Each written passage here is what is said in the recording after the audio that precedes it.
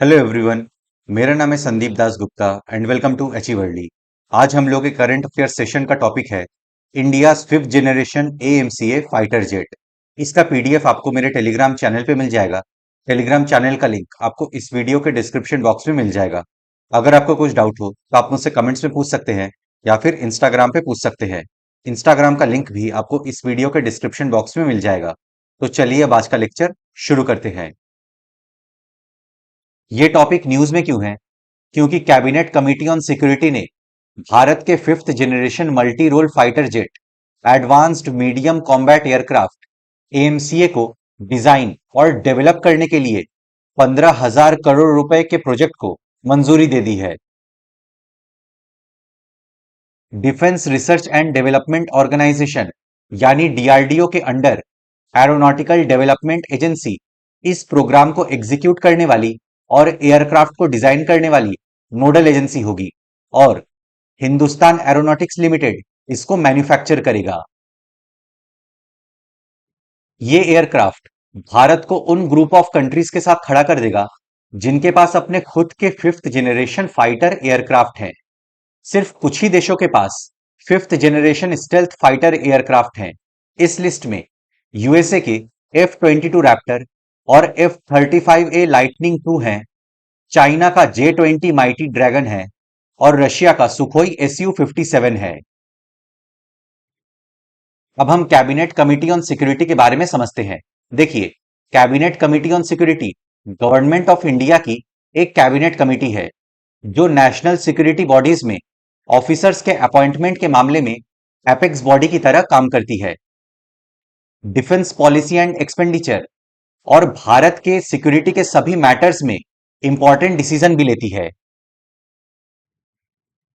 Cabinet committee on security का composition है prime minister of India, minister of defence, minister of home affairs, minister of finance, minister of external affairs.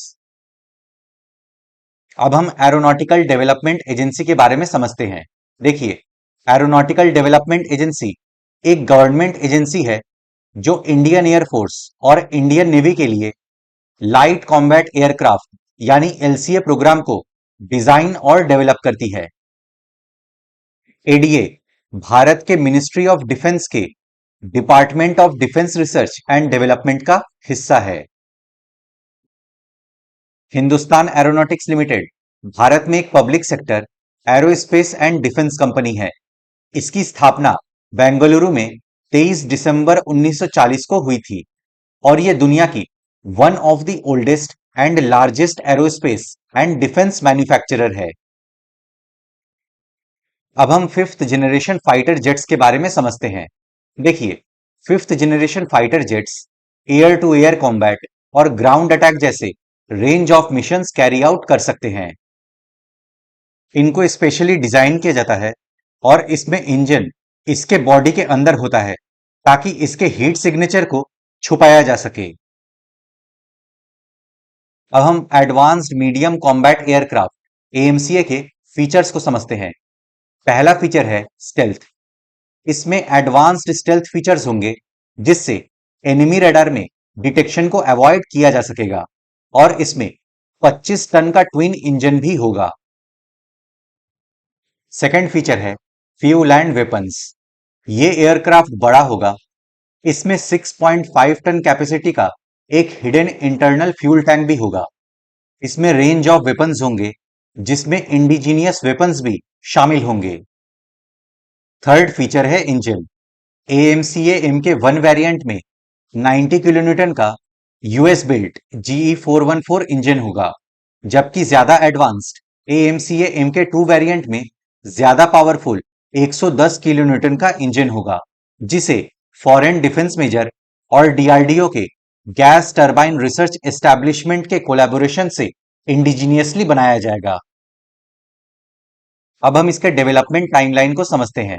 देखिए, aeronautical development agency का M है कि अगले 4 से 5 साल में एयरक्राफ्ट का फर्स्ट फ्लाइट हो, लेकिन फुल डेवलपमेंट में अभी लगभग 10 साल लगने की उम्मीद है।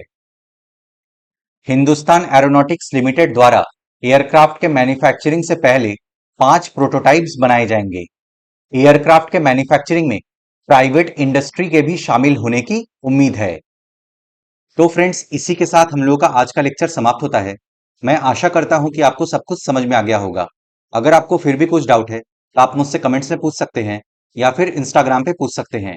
इसका पीडीएफ आपको टेलीग्राम चैनल पे मिल जाएगा। अपने फ्रेंड्स के साथ इस वीडियो को शेयर करें। वीडियो पसंद आए तो लाइक करें, चैनल को सब्सक्राइब करें। मैं मिलता हूं आपसे नेक्स्ट लेक्चर में। Good day to everyone. जय हिंद।